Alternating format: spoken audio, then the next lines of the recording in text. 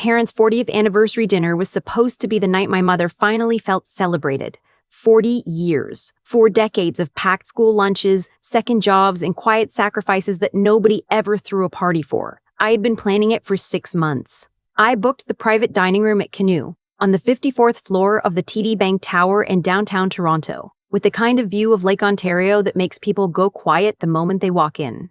12 guests, a set menu, a bottle of Chateau Pichon Baron I had been saving since before my wedding. Everything confirmed, everything paid, everything perfect. Then my brother-in-law found out about the reservation. I work in commercial insurance. I assess risk for a living.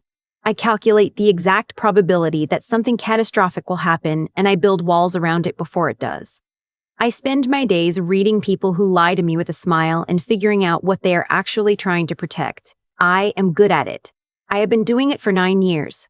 But the most persistent liability I have ever failed to contain was not a fraudulent claim or a billion-dollar exposure. It was my sister's husband, a man I will call my brother-in-law, and what he did to my mother's 40th anniversary dinner.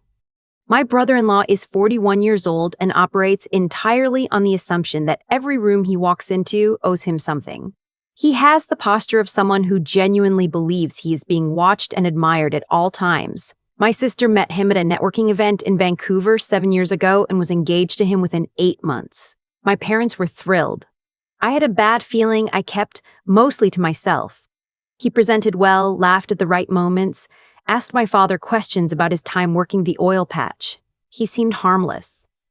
Then the borrowing started. It was small at first. $100 here, a favor there. A week where he needed to park the truck in our parents' driveway because his building strata had sent him a notice. Then it was $3,000, a loan for a business idea that was going to change the way Canadians thought about home renovation consulting. He paid back $250 of it, and then the subject was never raised again. Then it was my mother quietly covering a car payment because my sister had called crying, and my mother cannot stand to hear my sister cry. Then it was the RSP conversation, the one where he cornered my father after Christmas dinner and spent 40 minutes explaining why my parents should consider lending against their registered accounts to invest in his newest venture. Some kind of online real estate education platform that was going to disrupt the entire market. My father listened. He is a patient man. He did not lend him anything, but he listened, and my brother-in-law walked away satisfied, as if being heard was close enough to yes. My sister sees none of it. Or she sees it and has decided the version of her life where she does not see it is the one she can live with. I have made my peace with that. You cannot drag someone out of a story they have chosen. What I could not make peace with was what he did on a Thursday evening in April, 6 weeks before my parents' anniversary. He called me, not my sister. Me. He had heard I booked Canoe. He said the words congratulations, great choice, really classy, and I could hear in his voice that he was about to ask me for something. I waited. He told me he had a contact, a potential investor he had been cultivating for months, and that the investor was going to be in Toronto that exact weekend. He said it would be an incredible opportunity to get him at the table in a relaxed environment, loosen him up, build some rapport, and that my parents' dinner would be the perfect setting because it was intimate and upscale and it showed the right image. He wanted to bring the investor and the investor's wife as his guests at my parents' anniversary dinner that I had planned and paid for. I told him no. I told him clearly and without softening it. He laughed it off and said I was being rigid. He said family dinners were flexible things. I told him this one was not and ended the call. I genuinely believed that was the end of it. It was not. The night of the anniversary, my husband and I arrived at Canoe at 6:45. My parents were already there, my mother in the blue dress she had bought specifically for this dinner, my father with his hair actually combed, which happens approximately 4 times a year. The hostess led us toward the private room, and I could hear, before I could see, that there were too many voices. I counted them without thinking. Too many. The door opened and there were 2 people I did not recognize seated at the far end of my parents' anniversary table. A man in an expensive jacket who was already working through the bread service and a woman beside him scrolling her phone. My brother-in-law sat at the center of the table with the particular posture of someone who has just successfully pulled something off. He stood up when he saw me and opened his arms like I was the one arriving late to his event. He said the investor had been so excited to come, he just could not say no. He said it quietly so my parents would not catch the tension, his hand on my elbow steering me slightly away from the table. He said the guy was loaded, that tonight could change everything, that I should just add the two of them to the reservation, and he would sort me out later. He actually used the phrase, sort you out later. I looked at his face. He meant it completely. My mother was watching me from across the table with an expression I know very well. It is the expression she uses when she is asking me without words to let something go. To be the bigger person, to keep the surface calm. I have been reading that expression since I was 11 years old, and I have complied with it more times than I can count. I smiled at her. I walked back to the table and I crouched down beside her chair and I said, very quietly, that I needed 2 minutes and that everything was fine. She squeezed my hand. I straightened up and I walked directly to the front of the restaurant and asked for the reservations manager. Her name was Vivienne, and she had the particular composure of someone who has handled 1,000 family situations that arrived dressed as dinner reservations. I told her exactly what had happened. I told her the private room was booked for 12 guests under my name, that I had a confirmed list, and that 2 people were currently seated in that room who were not on it. I told her I needed the table reconfigured. I asked if there was a separate table available in the main dining room. A good table, a real one, something with the lake view, because I was not trying to humiliate anyone. I just needed them out of my parents' room. Vivienne nodded once and excused herself. I went back to the private room and sat down across from my brother-in-law. He was talking to the investor about square footage. I waited for him to finish his sentence, and then I said, in a tone I use specifically for adjusters who are trying to run a claim past me, that Vivienne was going to come and get him in a moment. I said there had been a mix-up with the seating and she was sorting it out. He looked at me. I held eye contact and said nothing else. Vivienne appeared in the doorway 2 minutes later and addressed the investor directly, warmly, professionally, telling him the restaurant had arranged a complimentary upgraded table in the main dining room with a premium view of the harbor and that she would personally ensure they were looked after for the evening. The investor, to his credit, seemed almost relieved. He had clearly sensed the temperature in the room. He stood, buttoned his jacket, his wife put her phone away, and they followed Vivienne out. My brother-in-law did not move. He sat very still at the end of the table. The color in his face had shifted. He looked at me with an expression I had not seen from him before, something that was not quite anger and not quite shame, but was somewhere in the territory between them. He said my name. He said it the way people say a name when they are deciding whether to escalate or retreat. I said, "This dinner is for my parents. Your guests have a table. They will be well taken care of. If you would like to join us, you are welcome to do that. If you would like to join your business contact instead, that is also fine. But this conversation is over." He stayed. He sat through the entire dinner saying almost nothing, which was honestly the quietest anniversary dinner we had ever had, and my parents seemed to enjoy it enormously. I thought it was over.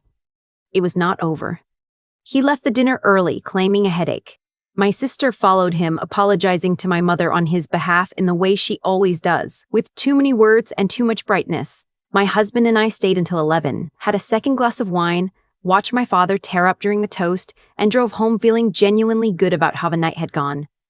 At 6:17 the next morning, my phone showed a notification from the security camera my husband had installed above our side door after a package was stolen off our step in January. The feed showed my brother-in-law in our driveway. He had parked on the street and walked up. He was standing at the side door with something in his hand that I had to zoom in to identify. It was a spare key, a key my sister had been given years ago for emergencies, a key I had completely forgotten existed. I watched him try the lock. The lock did not respond because we had replaced it with a smart deadbolt 18 months prior. He stood there for a moment, visibly confused, then went around to the back gate. I was sitting up in bed by then, phone in both hands. He stood in our backyard and looked at the back door, and I watched him on my screen trying to work out his next move. What he did not know, what he could not have known because I had not told my sister, was that my husband had upgraded the back door as well, and that the camera on the back of the house had audio. He knew I kept work files at home. He had mentioned it once at a family dinner, made a joke about how insurance people never really clock out. What he was almost certainly thinking about was the filing cabinet in the basement where I keep paper copies of client documents. I do not keep cash in that cabinet. I keep client information, personal records, and, currently, the folder containing the signed engagement letter from the entertainment lawyer my husband and I had just retained to help us set up our production company. Confidential legal documents. My livelihood. I tapped the microphone on the app. I said, in the same flat, professional voice I use for recorded calls with adjusters, I have been watching you since the driveway. This is being logged. You should go home. He spun around looking for the camera and did not find it immediately. He said my name again, louder this time, and then he said that I had humiliated him in front of a client he had been working for months and that I owed him. He stood in my backyard in the early morning light and told me that I owed him. I said, the police are a 7-minute drive from this address. You have been in my yard for 4 minutes. He left. I filed a report that morning, not because I thought he would be arrested, but because I wanted a timestamp. I wanted documentation. I am in insurance. I know what paperwork does. The responding officer took my camera footage and told me they would follow up. My brother-in-law received a visit that afternoon. I was not present for it, but my father-in-law, who lives 2 streets over, watched the cruiser park outside the house and told me later it stayed for 22 minutes. My sister called me that night. She was not angry, which surprised me. She sounded exhausted in a way that had nothing to do with the hour. She said she did not know he had gone to my house. She said she was sorry. I believed her. I told her I was not angry at her, which was true, and that she did not have to fix anything, which she already knew, and that I loved her, which she needed to hear. We stayed on the phone for a while without saying much. The fallout happened in stages the way it always does when something has been quietly building for years and finally finds a reason to move. My parents, who had overheard enough of the driveway conversation when my husband mentioned the police report over Sunday lunch, stopped offering to cover shortfalls. My mother told me, in the careful way she delivers hard things, that she felt she had been protecting the wrong people. My father said less, but when my brother-in-law called in the following week to explain his side of events, my father listened for 4 minutes and then told him he needed to think and hung up. My father does not hang up on people. In my lifetime, I have never witnessed it until that phone call. My brother-in-law did not lose his investor. He lost something harder to recover than that. The version of himself he had been performing for our family stopped being believable. People can endure a lot of bad behavior inside a family structure as long as there is a story that makes it make sense. When this story breaks, when you see someone standing in a backyard at 6 a.m. trying to open a door that does not belong to him, the story does not come back together the same way. My sister started couples counseling 2 months later. She has not told me much about it, and I have not asked. I am her sister, not her therapist, and what she does with her marriage is hers. I make sure she knows I am not going anywhere, and I let her find her own pace. The anniversary photos came out beautifully. There is one of my parents at the table, my mother laughing at something my father said, the lights of the harbor behind them, the Chateau Bichon Baron open in the center of the table. My parents look young in it. They look like people who are genuinely happy to be sitting across from each other after 40 years. I had it printed and framed for their kitchen. There was a version of that evening where I absorbed the extra guests, charged everything to my credit card, swallowed the evening I had built for 6 months, and kept the surface smooth. I have lived that version many times in my life, and I know exactly what it costs. It costs quietly, in the middle of the night, in the way you stop expecting things to be the way you planned them. It costs you the belief that your own effort is worth protecting. Setting a boundary is not drama. Asking the reservations manager to seat uninvited guests at a separate table is not an attack. Calling the police when someone is standing in your backyard at dawn is not an overreaction. These are just logistics. They are what you do when you finally decided that the life you are building is worth the same protection you would give anyone else's. I am in insurance. I know this better than most. You do not wait for the loss to happen before you put the coverage in place. You assess the risk, you act on what you find, and you do not apologize for being the person who read the situation clearly. The private dining room at Canoe was booked for 12 people who loved my mother. My brother-in-law knew that when he made the call, and I knew it when I picked up the phone at Vivienne's desk and quietly, without raising my voice, made sure the evening belonged to the people who had earned it. I keep coming back to the moment my mother squeezed my hand across the table and asked me without words to let it go. She has been asking me that my whole life, and I have spent most of it saying yes. Not because I was weak, because I loved her and I thought keeping the peace was the same thing as protecting her. It took me until my parents' 40th anniversary to understand those are not the same thing at all. What my brother-in-law did that night was not spontaneous. He'd been building toward it for years, each ask a little larger than the last, each boundary crossed with just enough charm to make you question whether you had actually seen what you saw. That is how it works with people like him. They do not arrive all at once. They arrive incrementally, and by the time the pattern is undeniable, you have already absorbed so much that one more thing feels like no big deal. The $3,000 that went missing from my parents' savings, the RRSP conversation at Christmas, and then, finally, standing in my backyard at 6 in the morning with a key that was never his to use. The consequences he faced were not punishment handed down from somewhere outside. They were simply the natural result of choices compounding over time. When you spend years borrowing trust you never repay, the account eventually closes. My parents did not cut him off out of anger. They did it because they finally saw the full picture, and once you see it clearly, you cannot choose not to know it. That is what integrity does, not as a concept but as a daily decision. You either protect what is real, or you protect what is real, or you protect the appearance of it. My mother chose real. That took more courage than I gave her credit for. I think about Vivian a lot, actually, a reservations manager at a fine dining restaurant who assessed a messy situation in about 90 seconds and handled it with complete professionalism. She did not ask for the backstory. She did not need it. She simply looked at what was in front of her and acted on what was right. That kind of clear-headed judgment, the ability to read a situation without letting emotion or pressure cloud what you already know to be true, is something I have tried to build in myself over 9 years in this industry. You do not get there by accident.